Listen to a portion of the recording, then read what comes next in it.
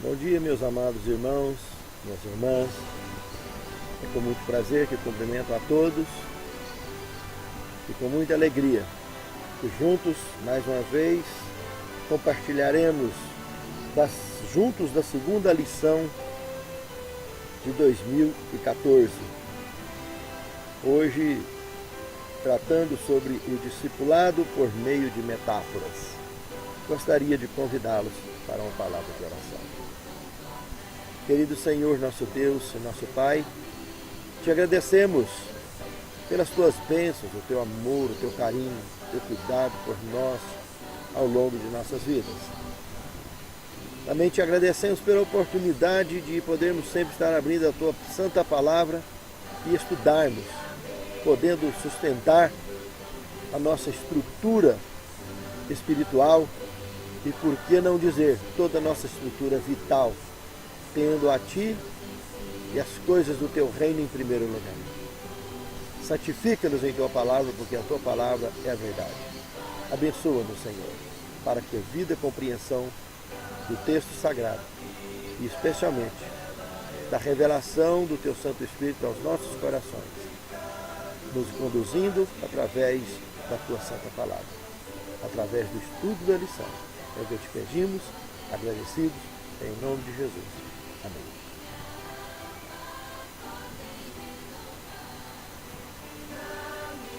É muito importante, muito gostoso quando podemos ter, em meio a uma natureza aberta, oportunidade de estudarmos a Palavra de Deus. Muito bem. No tema central, discipulado por meio de metáforas. Todas essas coisas disse Jesus às multidões por parábolas, e sem parábolas nada lhe dizia, para que se cumprisse o que foi dito por intermédio do profeta: abrirei em parábola a minha boca, publicarei coisas ocultas desde a criação do mundo. Presta atenção nesse detalhe. E o salmista aqui, no Salmo 78, verso 2, diz, Jesus está citando em São Mateus, capítulo 13, verso 34 e 35. Publicarei coisas ocultas desde a criação do mundo. E por que parábolas? Por que metáforas? Características que vêm desde o Antigo Testamento. Características que o Espírito Santo usou desde a antiguidade.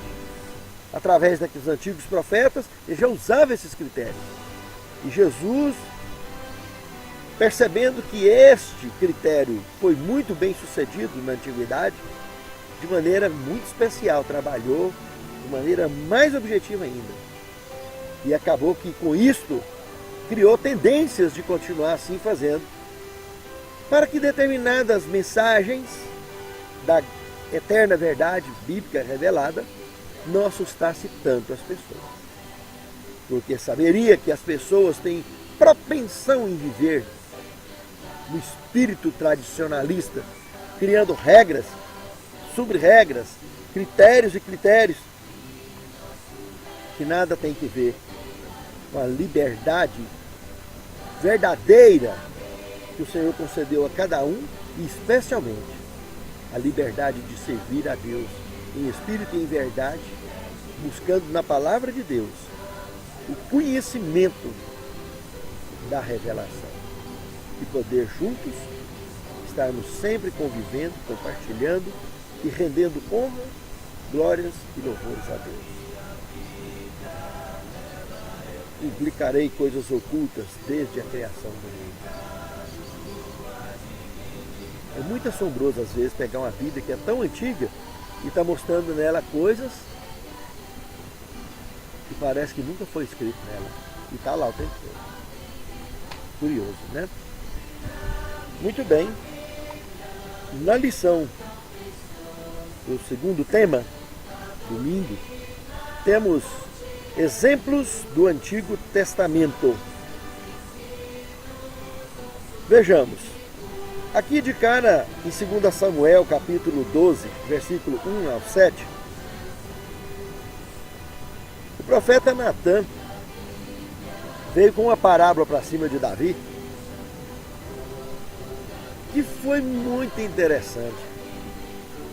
Ele contou a história de que tinha um camarada rico que tinha um monte, mais um monte de ovelhas, de cabelo, de gado, riquíssimo.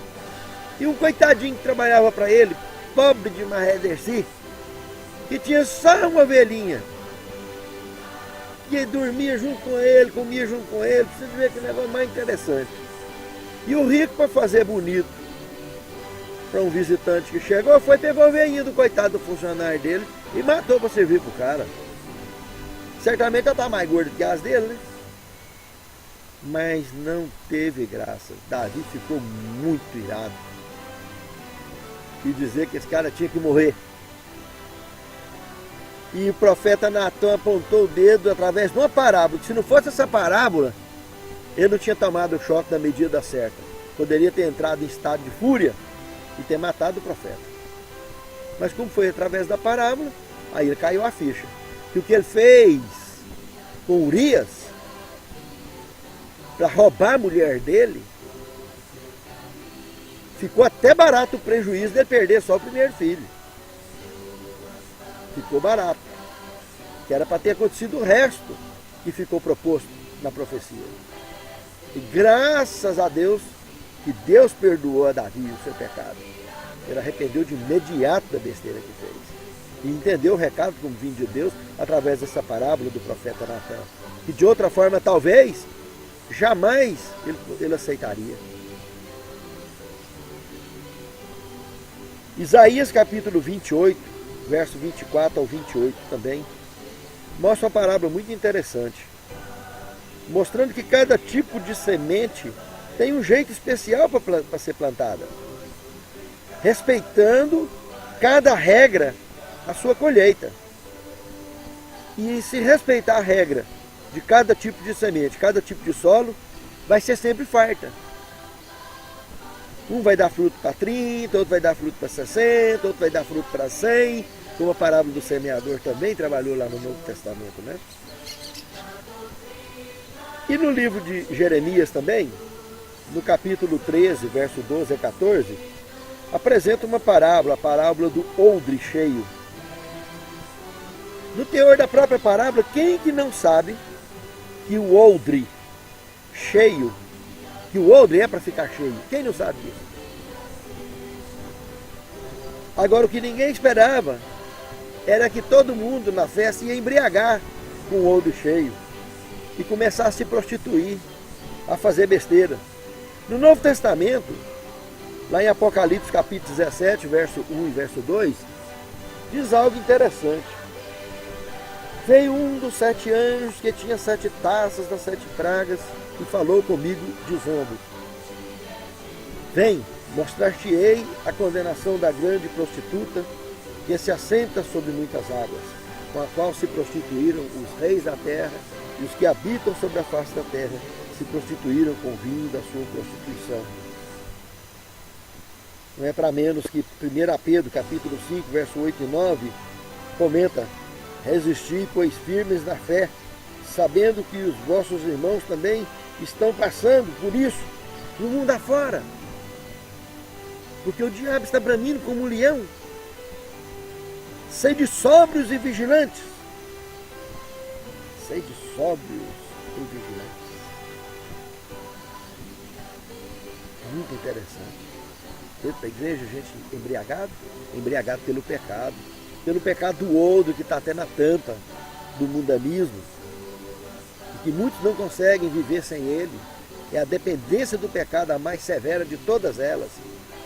Muito pior do que o crack, muito pior do que a cocaína e maconha. A dependência do pecado, ela é terrível. Qualquer pecado, qualquer um dos 10 mandamentos, causa dependência severa.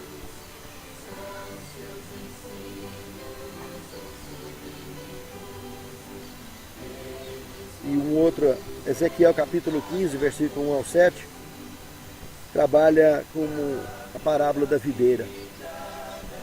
Em suma, a videira, ela só presta com uva, se ela der fruto.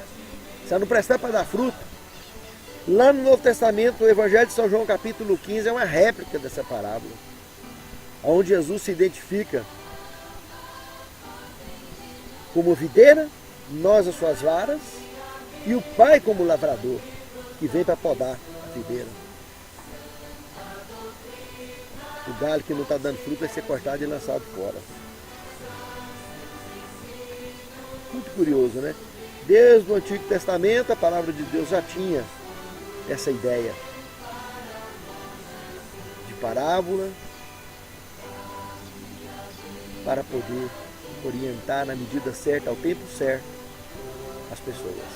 E a cada momento poder lembrar dos fatos, das lições.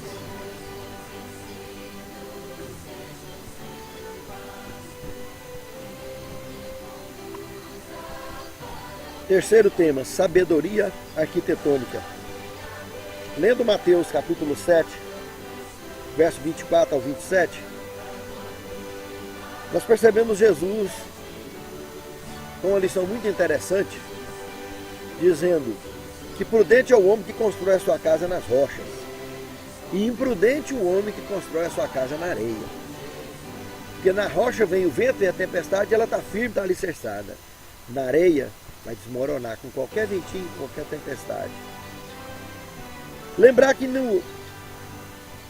quando Jesus trata desse assunto de rocha, semelhantemente lá no capítulo 20 de Lucas, no verso 18, ele comenta que quem não construir, não aceitar a rocha, não construir na rocha, vai se esborrachar na rocha, desmantelar.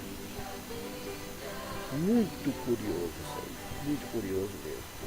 Quem rejeita a verdade, Cristo, a sua palavra e todo o conteúdo da palavra de Deus que está preparado para nos preparar, nos lapidar, nos preparar para o reino eterno, preparar a nossa mente, a nossa vida para viver num reino totalmente diferente do nosso. Por curiosidade, até num sistema de arquitetura bem diferente do que nós temos costume de viver. Porque vocês veem uma cidade santa que tem 550 quilômetros cada lado dela e a mesma altura, sai muito para fora da órbita terrestre, essa altura. Precisamos preparar a nossa mente. E esses conhecimentos estão todos revelados. E tem exemplares aí, pré-históricos, sobre a face da Terra, que ninguém dá conta de construir nem fazer igual até hoje. E nós veremos elas todas de pedras preciosas, ouro, pérolas, etc, etc. Os 12 fundamentos do muro da Cidade Santa, coisa mais linda. E os portais gigantescos, de pérolas gigantes. Muito lindo, muito lindo. Analogias agrícolas. Agora entrando na parábola do semeador. O primeiro ponto da parábola do semeador, que o único terreno fértil, que não há espaço algum para erro, é 100% palavra de Deus, terra de cultura. Só essa dá fruto uma 30, uma 60, uma 100 e não tem conversa. Ela vai avante, sempre avante. Não tem conversa. O segundo ponto é que qualquer outro tipo de terreno que dê inferior a 100% de palavra de Deus, qualquer misturinha, aí o bicho pega. É, na realidade, brincar de pertencer a Deus sem sair da mão do diabo. Porque o diabo é mestre nisso. Lembra lá da tentação? Quando ele percebeu que Cristo usava a palavra de Deus, ele passou a mão na Bíblia e começou a usar para torcer. Verdade? Mentira, misturada. E isso que a tradição se esmera. Qualquer religião, sem exceção, quando as pessoas se tornam dependentes da tradição, elas aprendem a desenvolver mitos, crenças, histórias, e depois só a mitologia para dar conta de explicar. O estudo dos mitos é incrível, né? É incrível. Tantos símbolos que foi necessário ser usados, metáforas apocalípticas. E toda a Bíblia Sagrada tem metáforas para preparar a gente, dando sopinha, bem macinha, né? Molinha, até batida no liquidificador, beber no canudinho. Aí vai engrossando a papa até a gente dar conta de ouvir as coisas difíceis de serem compreendidas. É jogo maldito misturar a verdade com mentira ou contradição, ou com interpretação pessoal, da opinião pessoal. Para ensinar a Bíblia não tem conversa de falar, eu acho, para mim que é assim, nada disso. É assim está escrito. E abre, mostra, livro, capítulo, versículo. Não, eu vi alguém falar, não tem conversa. Se não sabe aonde está escrito, não fala. É melhor ficar calado do que falar besteira, de ter que engolir para trás depois. A palavra de Deus está aí para ser, ela está revelada, ela não está escondida. E tudo que está revelado, por mais difícil que seja de entender, foi escrito para nós e os nossos filhos. E o que está encoberto, que não está na Bíblia. O que está encoberto não está na Bíblia. É para Deus. Mas o que está aqui está revelado. A guerra do revolucionário. Quinto tema. Aqui na redação da lição eu achei interessante essa afirmação que é muito verdadeira. Com certeza. O ministério de Cristo foi revolucionário, mas sem armas comuns. Seus instrumentos eram infinitamente mais poderosos do que espadas ou facas. E interessante que as palavras transformam a vida, muitas vezes expressa por meio de parábolas, de metáforas. Eram essas as armas, não tão secretas, na luta contra o mal. E eu pergunto, e hoje?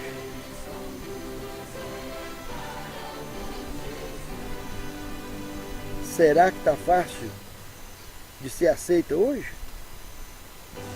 Será que as táticas e estratégias de Cristo, que surpreendeu tantos dirigentes lá naquela época, não continua hoje surpreendendo a mesma coisa? No livro de Mateus, no capítulo 21, verso 28 a 32, nós vimos aí a parábola dos dois filhos. Um filho diz que ia para a roça trabalhar e não foi. O outro diz que não ia e foi. E foi dito, quem está mais correto? Claro que foi quem disse que não ia e foi. Por isso que ele disse nessa parábola que meretrizes e publicanos, político safado e prostituta vão diante de vós por reino de Deus. Não como tais, é claro, mas porque eles aceitam, têm mais facilidade de raciocinarem as informações das devidas parábolas, das devidas metáforas, das devidas comparações que nos preparam, que nos atualizam para o reino de Deus. Assuntos como anjos com asas, alterações no texto sagrado, das diversas perseguições que a Bíblia já sofreu. Realmente é difícil, é desconfortante analisar, mexer nesses assuntos. Mas ao entender isso, apesar de não ser ponto salvífico, é fundamental para a devida compreensão da escatologia bíblica. Assuntos que estão ainda por se fechar nos anais da profecia do Escrito Sagrado. E até mesmo compreender aquilo que já se cumpriu e as devidas razões. Em Lucas capítulo 14, verso 26 ao 24, vimos a parábola da grande ceia. Primeiro, quem deveria ser salvo, dispensou a salvação. Veio para que os seus não quiseram. Depois, nós vimos aí as 3 mensagens angélicas num ângulo bonito, né? Vai para os becos e favelas, mas nós vimos que não foi suficiente para encher o céu.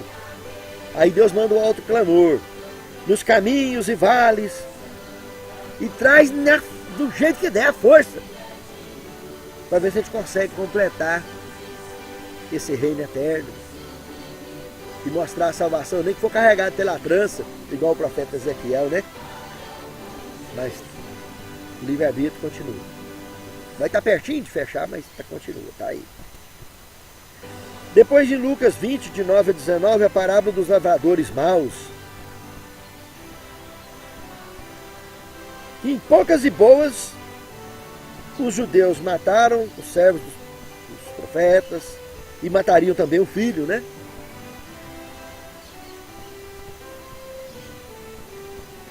Mas a revelação sagrada, como nós já vimos nessa parábola, igual Daniel capítulo 2, verso 24, confirma aquilo que nós comentamos lá atrás. Jesus comentando que quem não construir sobre a rocha vai esborrachar na pedra, nessa rocha, nessa pedra angular. Todo mundo que rejeitar Jesus e a sua mensagem estará sujeito ao mesmo contexto. A lição de quinta-feira, ou o sexto tema da lição, a herança criativa de Cristo. Aqui nós vemos a tendência de formas criativas sendo levada adiante para atender os diversos tipos de terreno da grande seara do Senhor. Tendências que foram apresentadas já na Antiguidade, agora também na era do Novo Testamento. E por que não dizer até hoje, não é? Aqui nós vimos alguns textos bíblicos, como Atos dos Apóstolos, capítulo 10, verso 9 ao 16.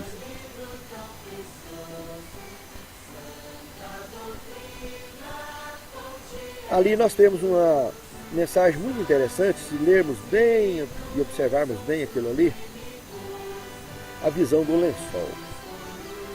Veja que no verso 10 e o verso 11 do capítulo 10 de Atos, apresenta Pedro com fome, no horário de almoço, com fome,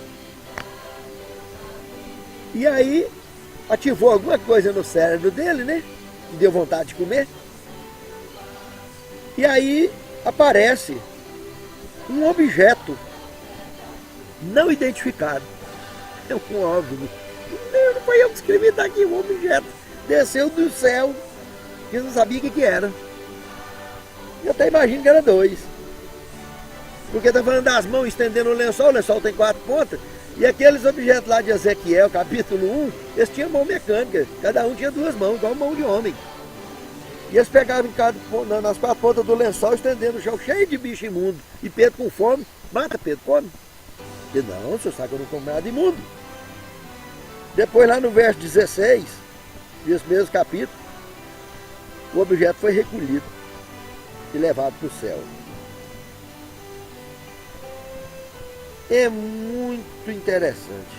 Mas o que fecha a charada dessa visão do lençol é o verso 28, que Pedro foi entender que aqueles animais, representando reinos, foram purificados desde o apedrejamento de Estevão, e era para Pedro pregar. E quando o pessoal de Cornélio veio, que era um gentio, era um romano, Pedro entendeu que ele tinha que entrar lá e pregar. Isso aí estava no meio do ano 34. E no final do ano, Paulo ia converter e dar sequência a esse trabalho, se tornando o apóstolo dos gentios. Depois nós vimos Tiago, capítulo 3, verso 3 ao verso 12, que é muito interessante, porque ali mostra o freio dos cavalos, que guia o cavalo, né? O freio pequenininho, o leme nos navios também pequenininho, leva a embarcação inteira, um palito de fósforo e fogo na mata, a língua é a mesma coisa. Interessante, né? É uma charada muito bacana. Depois nós vimos Apocalipse capítulo 12, do verso 7 ao 17. Conhecido esse texto. Houve batalha no céu, Miguel e seus anjos batalhavam contra o dragão e seus anjos, mas não prevaleceram, nem mais o seu lugar se achou no céu. Foi precipitado o grande dragão, a antiga serpente de Satanás, foi lançado na terra e seus anjos foram lançados com ele. Ouvi, pois, a grande voz no céu que dizia: chegada está a força e o reino do seu Cristo, porque já o acusador do nosso irmão foi derrubado, o qual os acusava de dia e de noite. Eles o venceram pelo sangue do Cordeiro, pela palavra do testemunho que deram, e não amaram as suas vidas até a morte. Pelo que alegrai-vos vós aos céus que neles habitais, que é o livro do diabo, né? Mas ai dos que habitam na terra e no mar, porque o diabo desceu a vós, tem grande ira, sabendo que pouco tempo lhe resta. E quando o diabo caiu na terra, perseguiu a mulher que deu à luz ao filho, para que pudesse destruir a mulher. E foram dadas 2 asas de grande águia para a mulher, para que ela voasse ao deserto, ao seu lugar preparado por Deus, para que ali fosse alimentada, fora da vista da serpente, durante um tempo, 2 tempos, metade de um tempo. E o dragão lançou água da sua boca como um rio, para fazer arrebatar a mulher e destruir a mulher. Mas a terra ajudou a mulher, abrindo a boca e tragando o rio que a serpente lançara da sua boca. E o dragão irou-se contra a mulher e foi fazer guerra ao resto da sua semente, os que guardam os mandamentos de Deus têm o testemunho de Jesus. E tem umas Bíblias que tem verso 18, aqui nessa aqui pelo visto não tinha. Mas tem uns que tem verso 18, fala que o dragão ficou parado sobre a areia do mar. Mas aqui não tem verso 18, no capítulo 3, verso 1, fala que tanto João quanto o dragão estavam lá parados na areia do mar.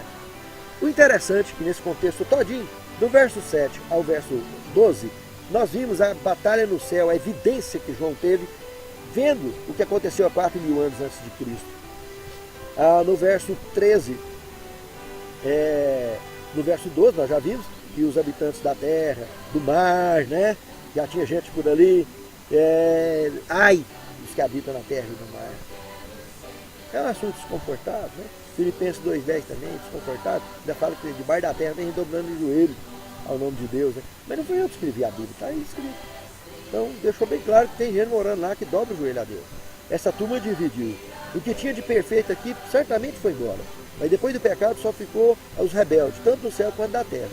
E dos rebeldes houve divisão, tanto em cima da terra quanto embaixo. Aqui tem Babilônia e tem Igreja Pura. IASD é o nome oficial da Igreja de Laodiceia, o 7º período, não tem 8º, não tem 9º período. O 22 de outubro de 1844 começou o Laodiceia e vai esperar Jesus voltar. E tem o Espírito de Profecia. A lei é o testemunho, se não falar segundo essa palavra, nunca verão nada. Característica da divindade, como Isaías 8:20. E o dragão está atrás desse povo. E lá no verso 14, os 1.260 anos de perseguição entre o ano 538 e 1798. Depois a serpente lançando água, povos, Apocalipse 17:15, para arrebatar a mulher. Para formar a terceira besta. A primeira, o mar, a besta do mar, papado. A segunda, do abismo, a França, perseguindo o Antigo e o Novo Testamento. Durante 3 anos e meio pôs fogo na Bíblia, juntou para pôr fogo na Bíblia. E a terceira, Apocalipse 3, verso 11, a besta de 2 chifres, de 2 corvos, semelhante ao de um dragão, representando a liberdade civil e religiosa, representando a besta protestante americana, governo americano, que dominaria a terra até a volta de Cristo. E de lá vai partir a última perseguição contra o povo de Deus. Verso 17, escatológico. O dragão virou-se contra a mulher e partiu. É da terra dominical, a terceira dele. Em detalhes, lá no capítulo 13, do versículo 11 até o versículo 18, a gente vê isso aí em detalhes. E quem quiser aprofundar, vai lá no curso bíblico de escatologia, começa na primeira aula e assiste as 23 aulas. Está aí no YouTube, Rafael Diniz Caetano. Digita meu nome completo, assista a primeira aula, depois assista a segunda, você vai conhecer detalhes da escatologia bíblica toda. E finalmente, o dragão está lá na areia do mar, esperando, né? Esperando a bagaceira arrebentar. Depois nós vimos aqui também Apocalipse 18, de 9 a 20. Aí nós vimos o alto clamor, né? As 7 pragas, e um só dia, como fala o verso 10. A destruição do planeta em uma só hora, como fala o verso 10 e o verso 16. Literal, porque está dentro do milênio, conforme a hermenêutica. A profecia começa literal, termina literal, e tudo que está dentro do milênio é literal. O primeiro dia do milênio é o dia da ira de Deus. Depois nós vimos Apocalipse 19, de 11 a 16. Vemos aí um cavalo branco vestido de linho fino. Cavalo vestido de linho fino. E no céu ainda, com espada aguda que destrói a terra. Interessante. Esse cavalo mais interessante. Olhos de fogo e pés de latão luzente. Isso é mais parecido com Jó 39, 19 a 15, que aqueles bichos lá eram mais danados, hein? Eles jogavam flecha cintilante, raio, que abria grota na terra, escorvava tudo da terra. Ufologia pura, bíblica, né? Claro. É desconfortante, mas tá aí, não foi eu que escrevi, tá aí na Bíblia, tá escrito aí. Meus irmãos, Que coisa mais interessante isso aí tudo. Que coisa mais interessante. A tendência de formas criativas, né? De metáforas, para que nós entendamos melhor as coisas que vão assustar o mundo muito breve. E a gente ter um preparo mais sensato de saber identificar o que é da luz, o que é das trevas, o que é da dimensão divina, o que é da dimensão satânica, para sabermos escolher melhor na nossa dimensão a qual dimensão servir, que é a dimensão da luz. E nessa hora que entrarmos, em fração de segundo poderíamos estar na cidade santa, mas ainda vamos gastar meia hora, conforme Apocalipse 8, verso 1, para conhecer o mundo, o universo inteiro de trajetória daqui até lá. Muito curioso, muito interessante. E finalmente, o sétimo tema, Cristo tinha verdades para apresentar, as quais o povo não estava preparado para aceitar nem compreender. Por esse motivo também, ele lhes ensinava por parábolas. Posteriormente, ao olharem os objetos que lhe haviam ilustrado os ensinos, as pessoas se lembrariam das palavras do Divino Mestre. Que isso seja verdade na minha e na sua vida, Deus. Senhor Deus, encha-nos do conhecimento da Tua Palavra, e que através das coisas naturais dessa vida, dessa natureza aberta, seja suficiente para entendermos a interação entre Tu e todo o Teu universo criado por Ti, entre Ti e nós. Que todos nós, Senhor, possamos abraçar a Tua Palavra, buscarmos compreendê-la e nos prepararmos para o Teu reino. É o que te suplicamos agradecidos, em nome de Jesus.